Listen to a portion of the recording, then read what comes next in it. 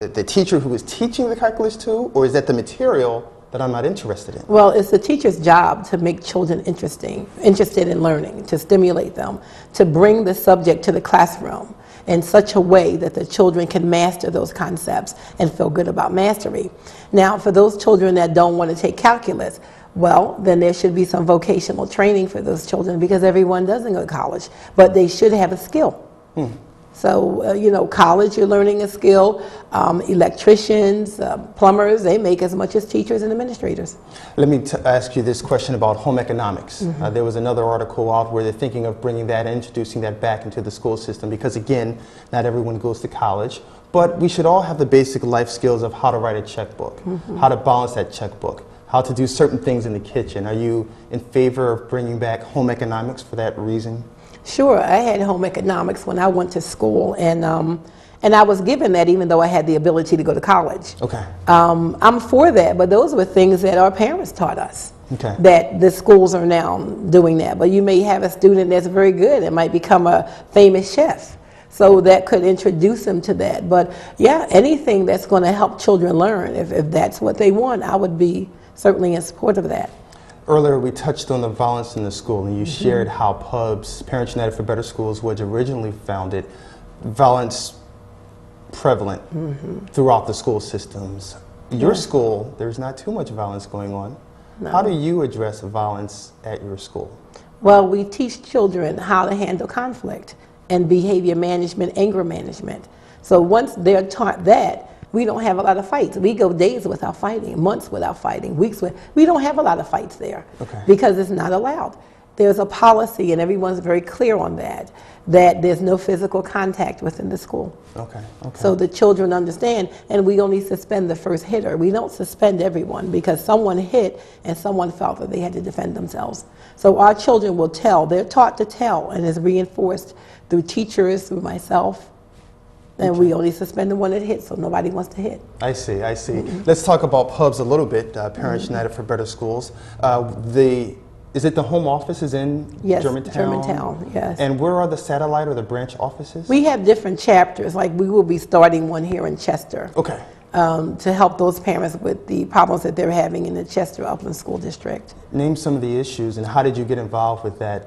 I was contacted from a parent that has 5 children, 3 in the particular school, the high school, that in fact they had to let the children go early or shut the school down several days because of the violence in the school. And my concern is that that shouldn't happen, that good children should not suffer because of a few children that want to fight. Okay. They should be removed immediately. So once they are removed, I guess, from the classroom, or are they removed from the entire school? Removed from the school if needed. If there is an issue, then those children should be removed, And in then my estimation. What happens to that child after they are removed? There should be a school that handles children that have behavior problems. Okay. So that there is staff there, professional staff that can deal with the problem, not people that are in business to make money. Okay. And I'm looking for the paper because I want to let people know that there is going to be a meeting so that the parents who have children in the affected school can come. Because it's the Chester Upland School District, we will be meeting on Wednesday, November the 1st, and it'll be held at 7 p.m. at the Chester YWCA, which is located at the corner of 7th and Sproul Streets in Chester, Pennsylvania. Okay. So that's Wednesday, November the 1st at 7 at the Chester YWCA. And you'll be a keynote speaker there? Yes. Okay. Yeah, my goal is to organize parents. I have looked at Chester Upland School District for many years, and I felt very bad because that school district could be a much better school district, and it will take the parents to come forward because, of course, you have the school district's administration, and I'm not knocking them, but something's wrong. Then you have the children. They're caught in the middle. Then you have the parents that want to do, but they don't know what to do. Okay. So, thank God that I can emerge as a leader to give some direction to those parents so that their children are getting a benefit of an education. They have a right to an education. And it is certainly compulsory education that every child is in school. That's a state law. Okay, okay, okay. That's a very good program. Congratulations. And that's one of the Thank you. ways that PUBS is branching out. Yes, yes. And, we have chapters in New Jersey, Delaware, and then now Chester. Okay, okay.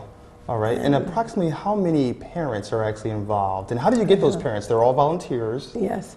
We have, our office staff is paid, but we have 20,000 members throughout Philadelphia. And those members over the 21 years have joined the organization. Okay. We were instrumental in getting marking guidelines implemented in the public school. Okay. And that was after, as a parent, I had to step up. I saw when my son attended schools under the voluntary desegregation program, and he was treated different because of his race. Even though all of his test scores were A's and B's, his report card would always reflect C's.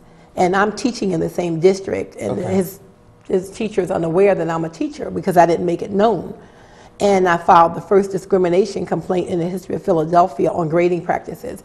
And the public school was forced to implement marking guidelines, and teachers had to hold on to their grade books for at least 2 years. Okay, okay. Let's just touch on that a little bit further, the discrimination in the schools. Yes. 2006 we are, integration.